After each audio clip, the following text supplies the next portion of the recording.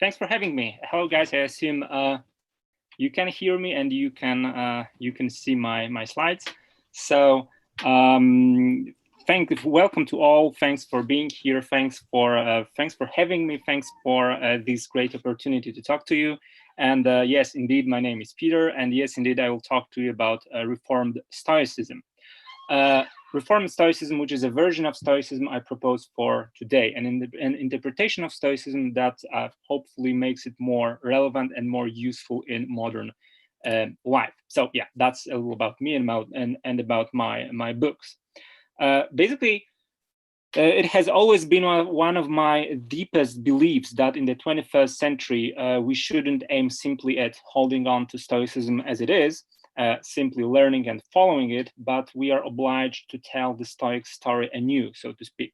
Or even more, that this is a necessity. If we want a valid, viable, and inspiring Stoicism for today, and we want it, we do want that, understood as a philosophy of life and of life for today, for 2020, we then need to reform it.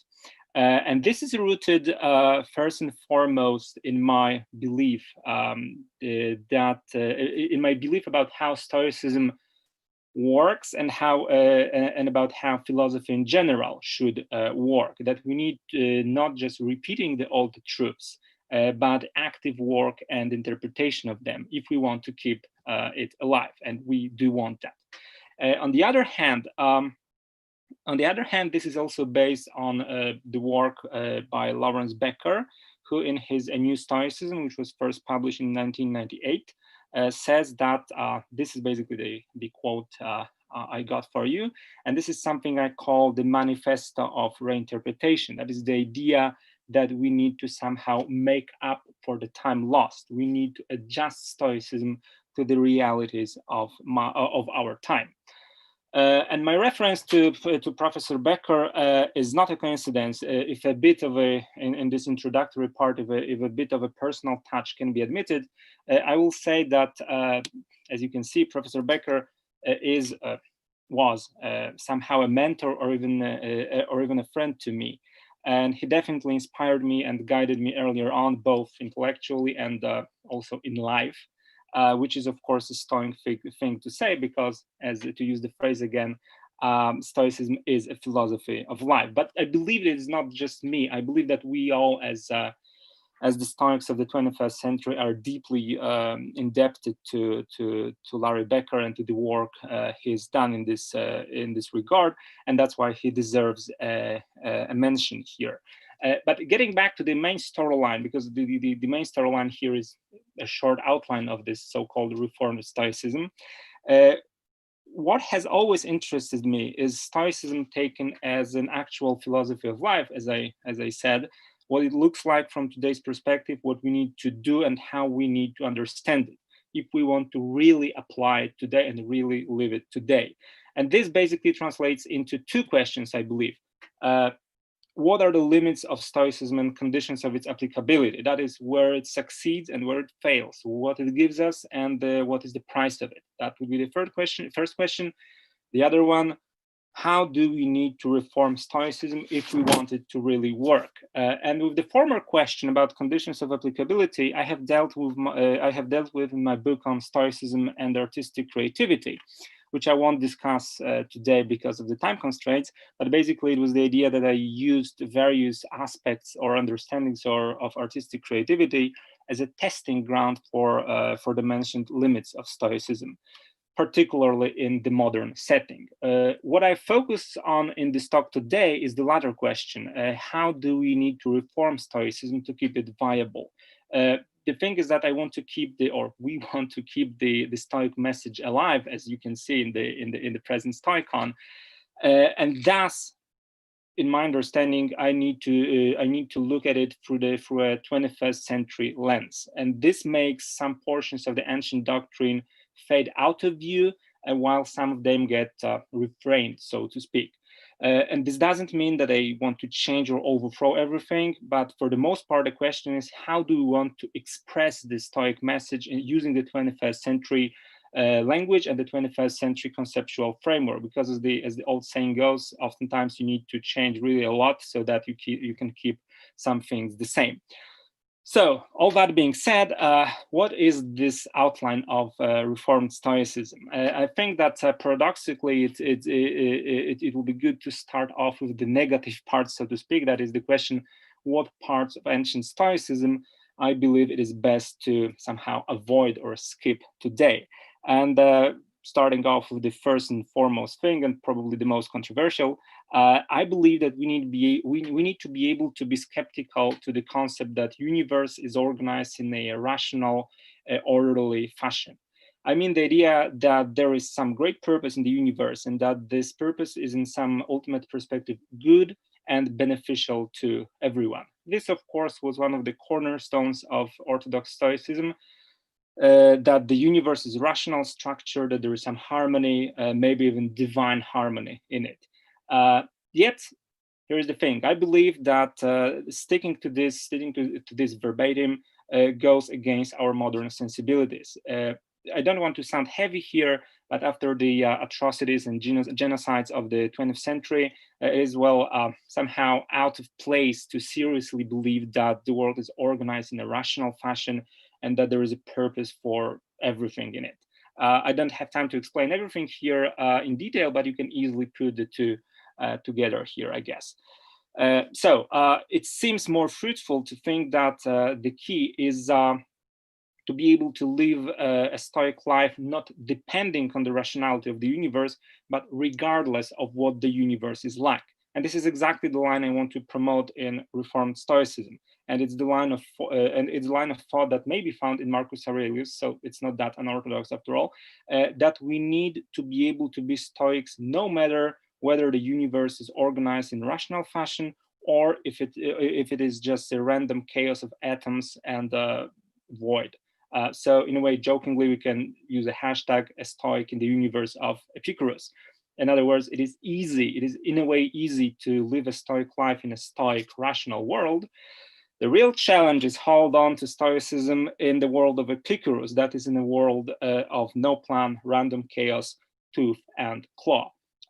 Putting it more seriously, the thing is that we need to hold to the Stoic life no matter if we have an organized cosmos or chaotic or even demonic anti-cosmos. Thus, and also for some other reasons, Reformed Stoicism avoids the principle of following nature and the idea that nothing is bad that is in agreement with nature. This is probably the most evident diversion from Orthodox Stoicism here. Although truth be told, I don't think it's the most meaningful diversion. And of course, some folks will engage here in the semantics debate whether or not this is still Stoicism. And again, there is no time for that. I, of course, believe this is still Stoicism and this is Reformed Stoicism. So nowhere in my book and nowhere in my presentations of Reformed Stoicism, and nowhere I refer to the concept of nature, I simply avoid it. And it's not that I kind of fight with it. I don't think that we have to kind of combat nature. We don't have to actively discard it. The thing is that we need to be able to go without it. We need to, in a way, grow out of it. We need to graduate from it. We need to graduate from the necessity of using it. Hence, hence hashtag farewell to following nature. And this is, I believe, this is not just choice of words. Part of the problem with nature is that it doesn't really explain much today. What usually happens in discussions of Stoicism is that it is usually said that we need to follow nature, and it somehow is supposed to explain it all. Of course, there are details, there are discussions, but mostly the concept is that we need to somehow rely on nature, somehow trust it, find guidance in it and the harmony with it. This, I believe, is not enough today. This is anachronism. Such an approach means basically disregarding most of the developments of philosophy in the recent centuries. I believe it is one of the key challenges in Reformed Stoicism to be able to live stoically without appeal to nature, without, speaking broader, because this is not just nature, without the belief that there is some kind of grand book or great code of the universe that we need to just decipher and it will tell us what to do and in a way relieve us from responsibility for our actions. This is no longer the case. The responsibility is just on us, and I will talk about it more soon. So that's the negative part. That's the most controversial part. And the what instead of that? Where do we focus on in Reformed Stoicism? There are some classic gateways that I totally recommend and I totally hold on to, mainly the following two, or actually three. It's the dichotomy of control and dichotomy of facts versus narratives. At this point, I assume they are quite familiar to you at this point, although I do give them some revision, particularly to the latter one, which means that in Reformed Stoicism, we have basically three dichotomies. First, dichotomy of control, dichotomy of facts versus narratives, and dichotomy of useless versus useful narratives. Now, for the first one, dichotomy of control is, of course, simply the idea that we control some things and some we do not, and that we need to focus on the former. That's clear, I think. This is basically a timeless idea. And what Reformed Stoicism highlights is that we don't need to try to be indifferent to the things we cannot control. The message needs to be positive. We need to focus on the things we can control, and thus we'll have, in a way, no time and energy, no mental space to be concerned about things that we cannot change and we don't control.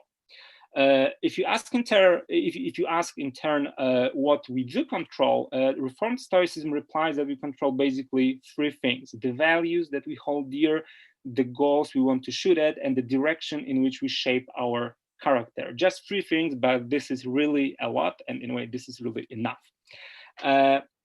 Now, the concept of narratives. Narratives simply mean the way we think about things, the way we explain them to ourselves. Traditionally, it has been called conceptions or sense impressions or judgments that we pass on things and events, but I believe that the term narratives is the best contemporary term here.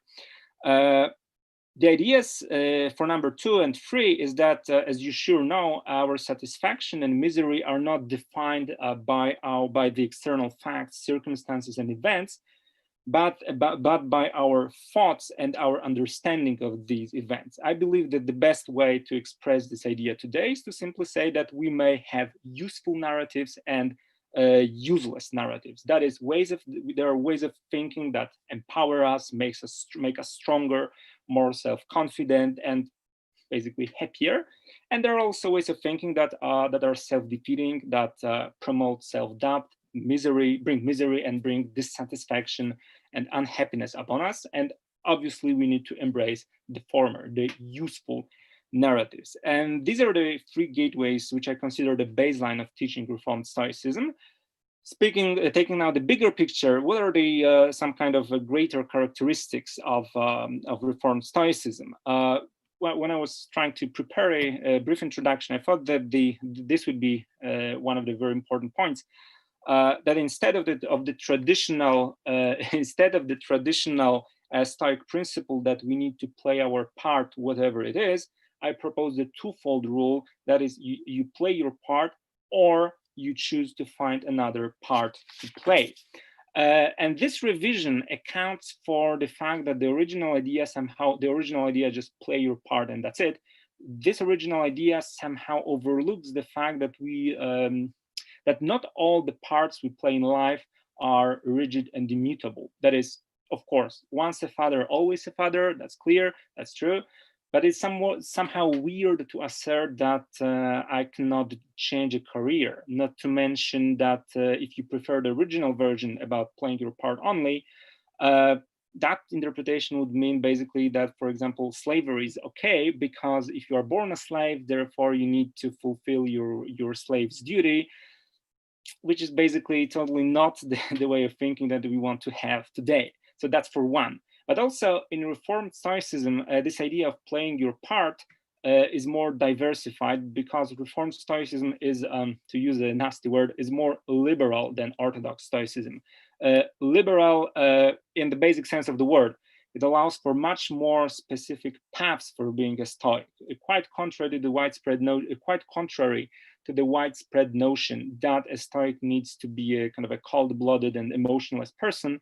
There is a diversity here. The idea is not that there is some limited narrow path to be a Stoic. The idea is that there is a great many of possible paths, and all of them can be walked stoically. So it's neither true that the Stoic ways are somehow narrow and limited, nor it is true that anything goes in Stoicism, obviously. The key is that we need to live stoically the life we live, and not that Stoicism somehow forces a very specific and concrete predefined way of life upon us. And this, again, as you can see by the quote, this is the position Larry Becker argued for. But even more than that, this position links to the belief that in today's Stoicism, we need to avoid this, in a way, one size fits all type of thinking that is oftentimes to be found in Stoic interpretations. And again, as you can see from the quote, this is nothing really new, but somehow basically it lapses out of view in many Stoic debates. As a reformed Stoic, I consider it vital to underscore this point. We need more personal leeway in individual decisions, more autonomy of choices. There are many open ways to be a Stoic. Life's goals, the values that we follow, and the goals in our lives and the values that we follow are neither the same for everyone, nor they are predefined. We do not get them from reading Marcus Aurelius, all due respect. We do not get them from reading my book or Becker's book, all due respect. We don't get them from reading any kind of great book of nature. We define those values, goals, and paths of life on our own. But of course, this means responsibility which is on us. And this is the responsibility we cannot escape from. This is another important trait of Reformed Stoicism, the emphasis on personal choice, liberty to make such choices, but also our responsibility for them. This is, again, very much in line with the zeitgeist, I believe, that we need to be responsible. We are responsible for the choices we make. We are responsible for our own values and goals, and nothing can relieve us from this responsibility. Another point, just as I said, we have the diversity and personal choices, and that includes the acceptance that some people make choices that basically Stoicism is not for them, and we need to accept that.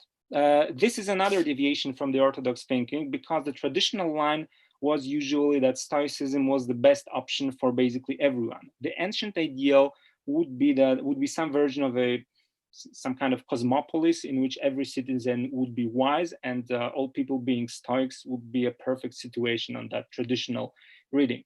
Today, not so much, I believe. It's really not the case anymore.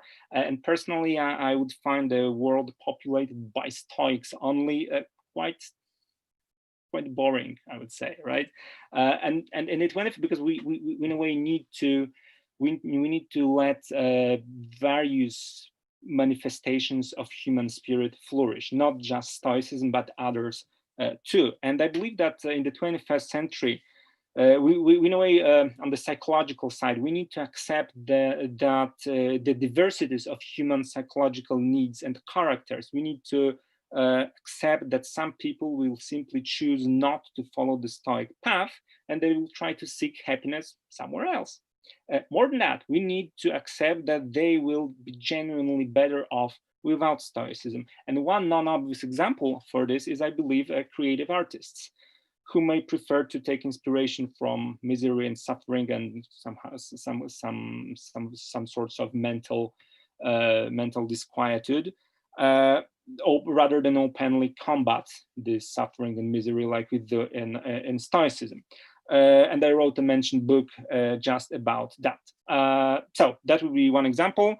And now, two more important tenets of Reformed Stoicism are these. Bam. We need to avoid the so-called, what I call, ascetic misinterpretation of Stoicism, and we need to avoid the conservative misinterpretation of Stoicism. Explaining them a little bit, first one, the ascetic misinterpretation of Stoicism is that, contrary to the widespread stereotype, a Stoic life doesn't necessarily mean extreme frugality. avoiding pleasures of life, subsisting on bread and water, giving away your possessions, and so on and so on. Stoicism, this is the bottom line here, Stoicism and asceticism are not the same. A Stoic is not a monk. And it is true, of course, that renunciation, continuous exercise are important parts of Stoicism. Even more importantly, it is a cornerstone of Stoicism that we must not define ourselves through material possessions, external circumstances, wealth, bodily pleasures, and so on and so on. Obviously, this is the key point here, but this is all true. But it doesn't mean that a Stoic necessarily needs to abstain from everything, from pleasures, from the joys of the ordinary life, from earning money and using it, from basically living a real life. Because Stoicism is not withdrawal. It is not an escape from life. It is quite the contrary. It is living our life here and to the best. And this is a widespread interpretation, a misinterpretation, I believe, and the Reformed Stoicism openly, staunchly opposes this. Secondly, there is even probably more widespread stereotype that Stoicism is mostly about bravely accepting fate, whatever that fate brings. And on this reading, Stoicism may translate into some passivity, permissiveness, submission, even inertia, inactivity. And this is truly dangerous because it may lead to justifying warring and problematic things. And this is, we have plain examples, not to seek far away. We have plain examples of that in the present pandemic. I've seen folks trying to argue that people shouldn't wear masks and basing that on Stoicism. Because we need just to accept the situation that maybe not everyone will survive, and so on and so on. This is totally ridiculous from my point of view, and of course I counter-argue it, but this is a clear example how this may work. Reformed Stoicism deeply opposes that. Stoicism here is a philosophy of living an active life, which again draws from Becker, who spoke of virtue as agency maximized. Just Becker one more time.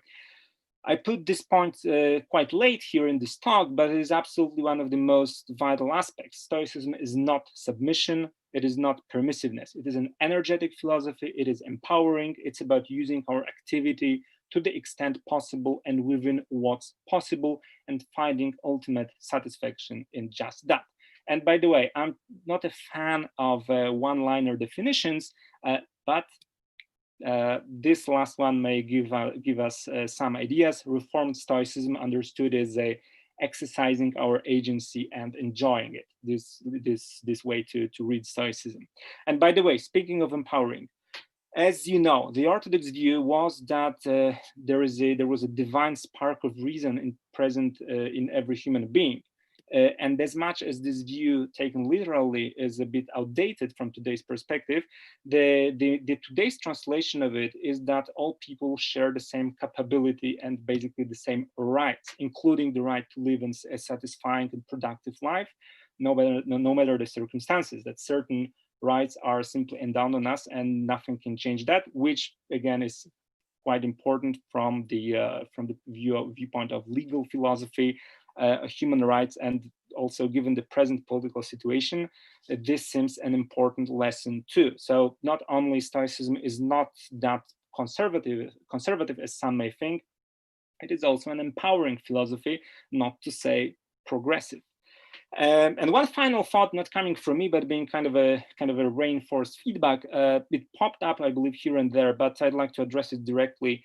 This is in a way a feedback that people often give me when I talk about Reformed Stoicism, and I embrace this feedback because this is a fine comment. The impression that people get is that Reformed Stoicism is somehow softer than the Orthodox version. It refrains from using hardcore examples like all those cruel deaths, executions, and wartime stories that the ancients liked so much. It forces less. Reformed Stoicism somehow forces less on its followers. It in a way leaves more room for everyone to make up their own minds.